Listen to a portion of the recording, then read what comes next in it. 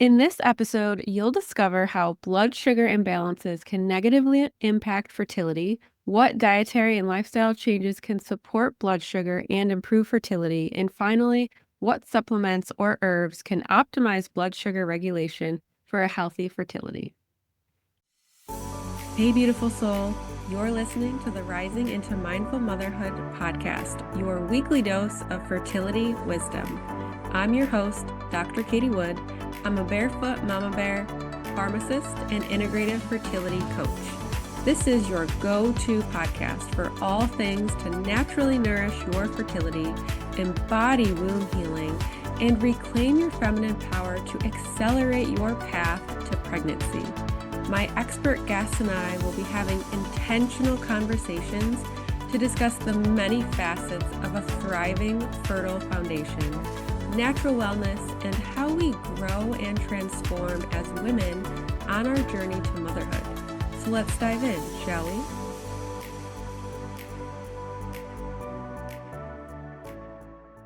Hello and welcome to Rising into Mindful Motherhood. In this episode, I'll be talking with Bethany Gettis, a certified holistic nutritional consultant, founder of Nutritious and Delicious, and she is passionate about balancing hormones, improving fertility health, and supporting family well-being. In today's episode, we'll be discussing how to understand the impact of blood sugar on fertility and exactly how to manage it. So welcome, Bethany. I'm excited for our conversation today. Thank you so much for having me today. Yeah, so let's just dive right in. Blood sugar. How can having a blood sugar imbalance affect your fertility?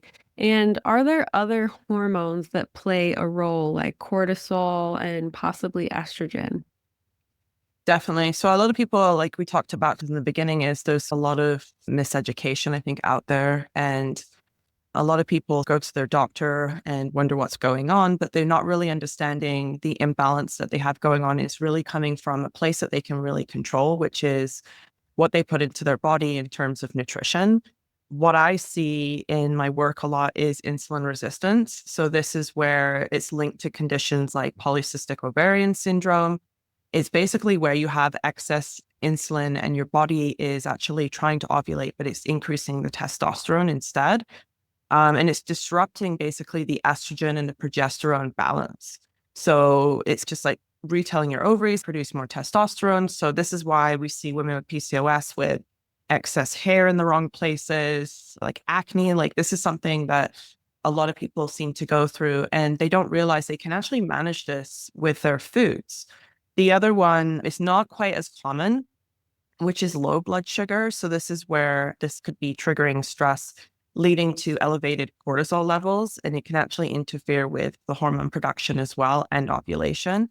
So this is where you have to be careful that we're not stepping into that territory that we're using things to lower our blood sugars too much as well, because it's not a natural way for our body to behave as well. So really what we need to do is balance our blood sugars. And this helps maintain like our insulin sensitivity, reducing cortisol in our body too, which I found talking a lot to clients throughout the pandemic, their cortisol levels were really high and it actually exaggerated what was going on in their bodies. And what didn't help too was a lot of people were drinking more alcohol, eating more junk food, so contributing to that as well, plus the high cortisol stress levels in the body. So we need to work to help restore the reproductive hormones and improve fertility. Mm-hmm. Absolutely. I couldn't agree more. And I think going back to PCOS, like the stigma and the myths around PCOS, so many people, when they get that diagnosis, they're told by their doctors that there's nothing that they can do, Yeah. especially when it comes to fertility, and that they need medications like Clomid or Letrozole to basically force ovulation to happen because it's not happening in their body for the reasons that you just explained. Even my own personal journey. So I'll give you a little bit of spin on that. So this is what started me in this industry, in particular in hormone health, because I struggled myself. I had PCOS and I didn't know it.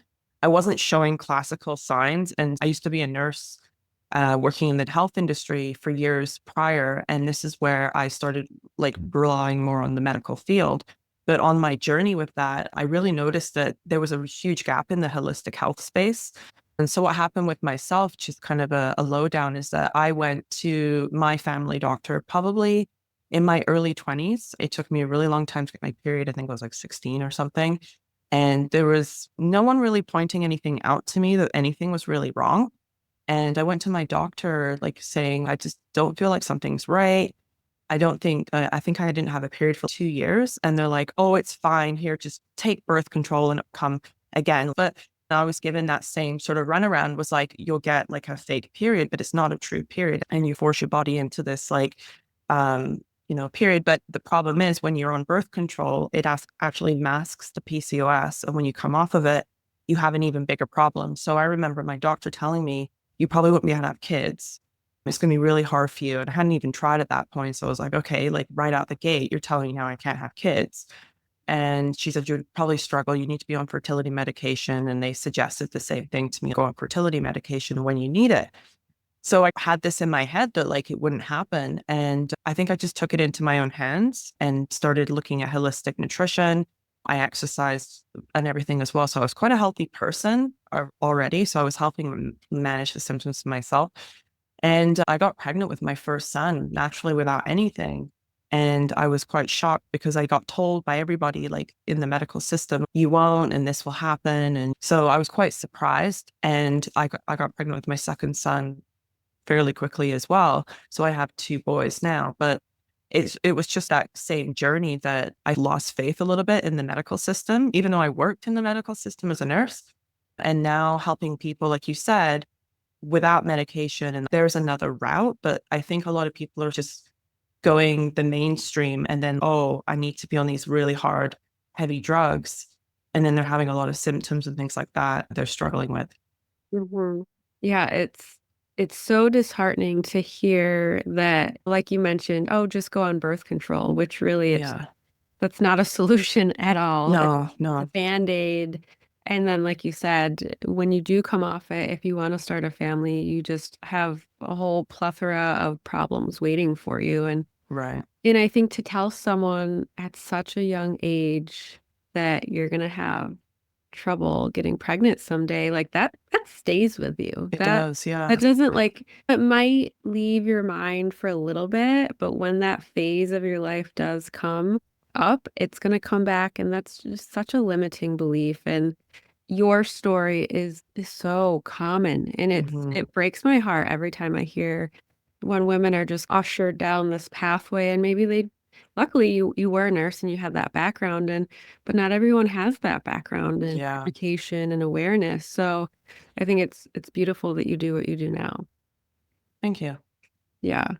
And I agree that just because you're told this is the way you have to go down to manage your symptoms or get pregnant, it's not the only way. There are other ways that you can Mhm. manage PCOS, the underlying causes of the PCOS, or whatever the sugar imbalance might be, whether Mhm. it's insulin resistance or low blood sugar. So Mhm. I would love to hear, what are some dietary and lifestyle changes that you recommend for your clients that can stabilize their blood sugar and then at the end of the day, improve their fertility? Mhm. The big one I see with women is they usually are not getting enough protein. So this is a huge one. It's usually too much carbohydrates, not enough protein, and also not enough healthy fat.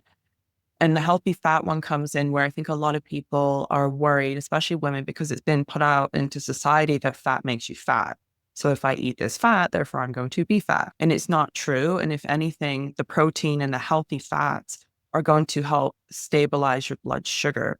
And this is the education part when I'm talking with clients and everything, is that we need to properly pair our food. So the first thing would be balancing your meals, which a lot of the women that come to me have very unbalanced food going on. So this is where they need things like protein, healthy fats, complex carbohydrates, which a lot of women are like, what is a complex carbohydrate?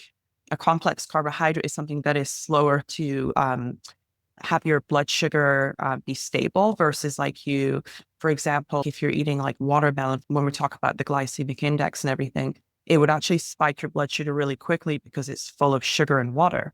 And they're like, a lot of women are like, oh, it's fruit, it's healthy. So there's a lot of like misconception around eating certain things, but I'm trying to get them to pair it together. For example, I would say eat the watermelon with some almonds or walnuts, a healthy fat to slow down that process of sugar in your body.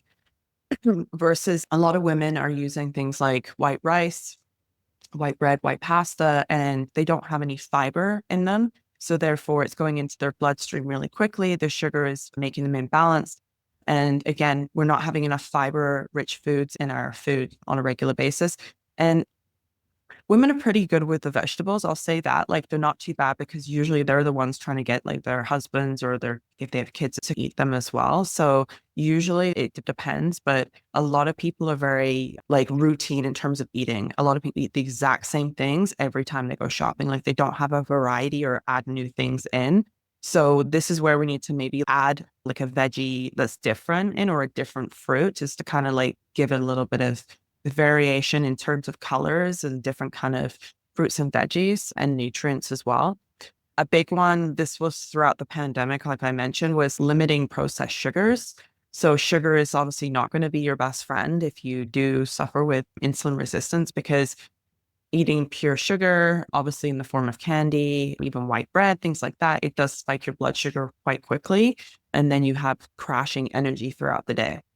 And then obviously we want to make sure that we're keeping your blood sugar stable with those fiber-rich foods. And then there's also something called I mentioned it just originally here, the glycemic index. This is where food is given a scale of how quickly it goes into your bloodstream, basically. So for example, like on a glycemic index, you would have let's say watermelon at the top being like really quickly to go into your bloodstream. So women that are following that will be like, oh, the watermelon is not good for me. I shouldn't eat it. And then at the bottom of the list would be a Snickers bar because it's got peanuts in it. So it slows down that digestion, right? So it's like that misinformation. We don't want to eat the Snickers either, right? We want to combine that watermelon with something like healthy fat, like I mentioned with the almonds or the walnuts, which would be a healthier choice, obviously. A big one as well is stress management, and this can also increase your blood sugar levels as well. Also, drinking, I find like horrendous amounts of caffeine, which a lot of women do survive off coffee all day. I'm not a like no coffee type of person, but I think if you're drinking it in excess, it's not helping your energy levels and you're crashing throughout the day and you're relying again on something that's not really going to help you. Exercising, women usually are doing exercise that isn't really building any muscle. So they're doing more cardio. If they're wanting to slow down their blood sugars and everything and have their body eating more calories at rest, I usually suggest more weight training for them, lifting weights a little bit heavier as well. And that usually helps mop up excess blood sugars that are going on if they're eating too much foods as well, because your body's going to store that, right? So if you're not using that energy, the body's going to store it, whether it's stored energy from carrots or from chocolate, right? The body doesn't really know any different. It's going to store it if you're not using it. And just over time, like you need to give yourself time with shifting holistically because it's going to take about 3 to 6 months to see any results. And I think because we live in this society where we want results now, this is where a lot of these diet pills, like injections, things like that are more appealing to people because it's like instant. But what you're not looking at is the long-term effects of these things on your organs and masking symptoms as well and the affordability of it. Holistic is a little bit longer, but it's honestly more rewarding because you can actually keep these results long term for yourself. Absolutely. Yeah. And those are great tips. You know what I see most commonly is breakfast being like the one meal of Gosh, the day that women are really, really struggling with. yeah. Do you have any I tips for breakfast? Yeah, this seems to be a common thing. I think a lot of people bring it down to time, but the other issue is if you start your day with coffee or caffeine in general, is actually an appetite suppressant. So if you're drinking that first thing in the morning, you're actually telling your body, I'm not hungry. If you let your body naturally stay hungry, you usually will have a growling stomach first thing in the morning. The other thing that might be happening is if you're eating too late at nighttime, you're not fasting long enough. So it's extending that time frame for you to really want to eat because you've maybe ate like 10, 11 o'clock or midnight And sometimes that's when the binge eating is happening as well, especially if your blood sugars are imbalanced throughout the day. So this is quite common. I see this all the time. The ladies that are struggling in terms of hormone health are missing breakfast, having maybe like a salad or chicken at lunch because they know it's the healthiest thing to eat in terms of what you've been told in society. But then they're skipping out on the healthy fats in the dressing that you actually need to absorb those nutrients. So they're eating very plain, maybe crackers, snacks out of a box. The dip of energy is usually between a 3 to 5 p.m. mark. And this is where most people will just seek out something at the grocery store or the vending machine or a drive-through. And it's usually carbohydrate related. Like everything we can grab easy is usually out of a box, or it's bread or syrupy lattes or things like that. So again, it's high sugar content. And then dinner time usually is where most women, I would say, get probably their protein in and their vegetable. And that's like kind of the only meal that I would say that that's happening. And then the binge eating happens in the evening because their blood sugars have been imbalanced all day. So this was where the carbohydrate and carbohydrate cravings come in, salt cravings. So depending on what's going on in the body, we might have like salt cravings, we might have sweet cravings. And also this goes into sort of like the emotions around eating and our feelings as well, which is another topic. And then, like you said, it repeats itself in the morning. You're so really full from the night before, and you may start yourself on coffee again. So it suppresses your appetite. You're repeating this cycle. And that is a typical sort of what I'm seeing on a regular basis. When I get ladies to start with the breakfast, it's usually let's just start with something really small and simple. It could usually be like a really clean protein shake, something that has a good amount of protein powder in it. And it would be usually gluten-free, dairy-free if they have a lot of inflammation going on. Maybe getting them to put that with a little bit of almond milk, maybe a side of nuts and seeds or an apple or something. Just that way, it's a quick win to get them to start eating breakfast. And what you'll notice is within a week or so, they've trained their body to actually be hungry at that time. So then they may get into, oh, I actually want like something more substantial. I might have some eggs, some veggies instead.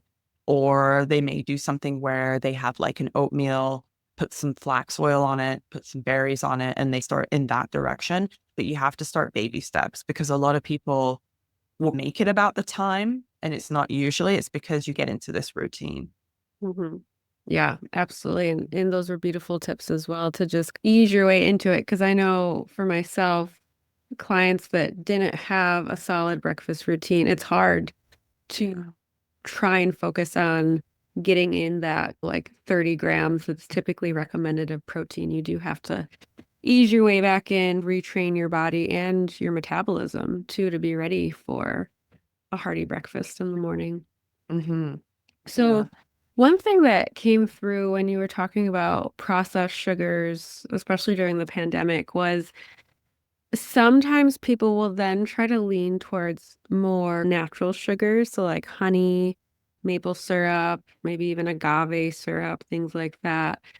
Do you have any tips or pros and cons when it comes to either the more natural sugars, but then also sugar substitutes? Oh, okay.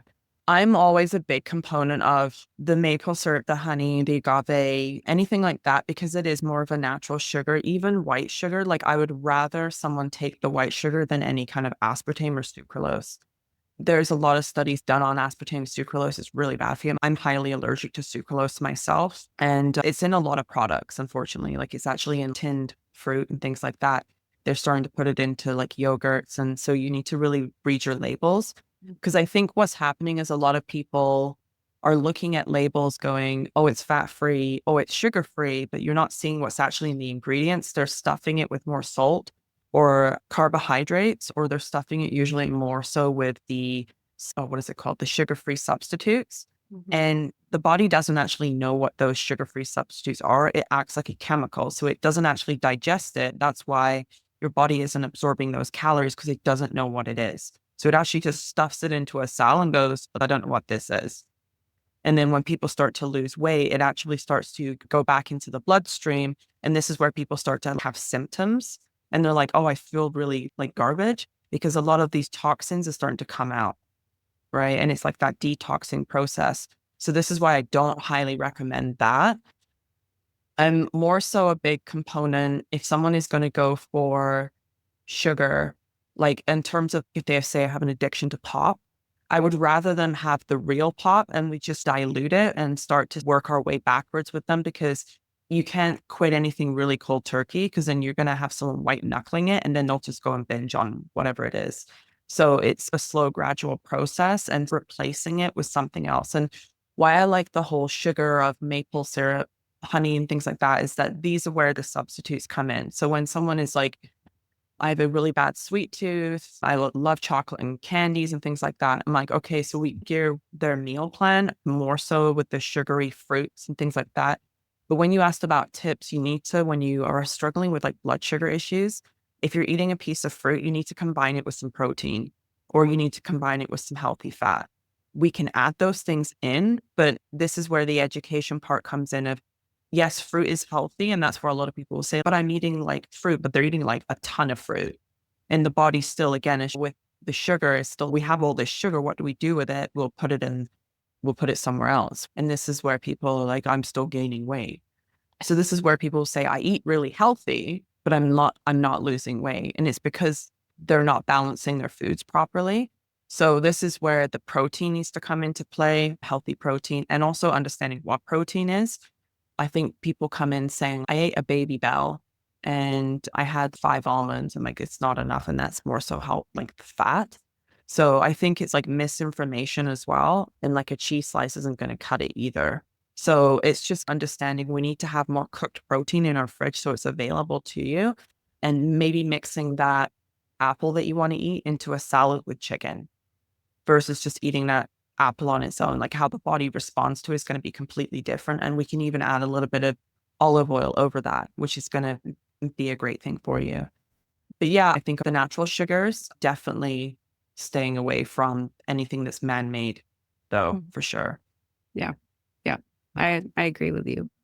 So what supplements and herbs would you say are helpful for supporting blood sugar regulation and fertility? I've used a lot of these myself, and I'm always a big component of, I would always try something before I recommend anything to anybody. I want to know how it works, especially if it interacts with any medications and things like that too, because you got to be very careful. Supplements. This is where I see people get into trouble. On a consultation, I'll talk to a client, be like, what supplements are you taking? And they're taking very random things. And I'm like, what are you taking this for? And they don't really know. So if you're taking a bunch of different random things and you're not really aware, you could be pulling your iron down. It could be interacting with another medication that you have. It may compete for another supplement. So you have to be of an understanding like why you're taking these things in the first place. And I always believe less is more. Like start small and work your way in. And if that one's not doing the trick, let's maybe add another one in. But I don't believe in like a whole ton of things, because you might not be able to understand like if they're having symptoms, which one's not working. So for blood sugar, generally, depending on who I'm talking to, in terms of PCOS and the women, I would probably go more so the route of the inositols first. So inositol is going to help balance your blood sugar out. When you have PCOS, you need a proper ratio of 40-1. And this is where in PCOS, we actually don't get the proper ratio. So this is something that you can just take in powder form in a glass of water or your drink that you're drinking morning and evening. And this is something that you probably take for the rest of your life. I usually recommend it as well to ladies that are trying to get pregnant, because this is going to also help the fertility rate as well. And the reason I recommend it also for PCOS during pregnancy is we have clients as well that they come in and they're like, I'm really high to getting gestational diabetes. And this is where they're not having any kind of inositols and stuff. As soon as they take them, they're actually doing really well and it's helping manage their blood sugar. So gestational diabetes is really high risk for baby and mom. So this is where when you have PCOS, it doesn't go away once you're pregnant. It actually can have issues while you're pregnant too. So this is where starting inositol before you get pregnant, or even if you are just having hormonal imbalances, is really, really key. I do personally take it myself, so I can highly recommend that one for sure. And it also has helped with lots of different symptoms for PCOS, which a lot of women want to get rid of. Another one that I noticed, this is like a general supplement that I find that a lot of people are lacking, even the guys, is magnesium. So I usually like err on the side of like magnesium gel just because it absorbs quicker into the body. It's quite concentrated. It doesn't have to go through the gut. So I find a lot of people do better with this one versus taking magnesium by mouth. If you take too much magnesium, it can cause loose stools, unfortunately. So you gotta be careful with that. But the magnesium gel, it helps relax the nervous system, especially if you have like high cortisol levels, like you're high in stress in general. It also helps you sleep really well. Magnesium, a lot of people deplete throughout stress, throughout exercise during the day. So I find a lot of people are generally low in magnesium anyways. And that one's been a really good one, I think, for a lot of my clients, both men and women. So that's a good one as well. Also helps with insulin levels too and your blood sugars. Another one I'd like to recommend, I don't always recommend this one because it's contradictory. You shouldn't be taking it while you're pregnant or trying to get pregnant, is berberine. So berberine is another one that I do. This one I can recommend to guys too, especially if they have cardiovascular disease. These are guys maybe trying to also get pregnant, lose weight, things like that as well with their partner. Berberine is a really good one in terms of just helping regulate the metabolism a little bit more. You have to be careful with that one though, because it does bind to iron. So if you are anemic and start taking it, it could also bind to your iron and pull your iron down too low. So you have to be cautious of who you're advising that one to.